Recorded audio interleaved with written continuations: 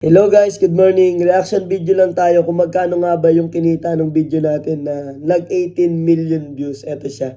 Ayan guys, simula kasi nung na-upload ko yun at nag-trending, ang daming nag-chat na humihingi ng tulong. Gusto ko lang malaman ng iba na hindi porket naka-million views tayo is malaki yung kinita natin sa video na yun. Imagine kapag hindi ako nakaka-million views, mas mababa pa dun yung kikitain natin. Meron kasi tayong mga viewers na umaabot lang po ng 3 seconds yung panonood nila sa ating video. And guys, sana sa lahat ng mga viewers natin, tapusin nyo po yung video. Kasi doon lang tayo kumikita dahil hindi nga ako nagpo-promote ng sugal. Ayan, napakahirap sa akin ma-reach ng mas malaking kita. Siyempre sa lahat ng mga followers natin, maraming salamat sa suporta nyo. At siyempre, dun sa mga tao na humingi sa atin ng tulong, medyo malayo pa tayo dun guys kasi per video is sobrang baba pa po ng kinikita natin. Yun guys, bali yung video na yun is umabot lang po siya na almost $150.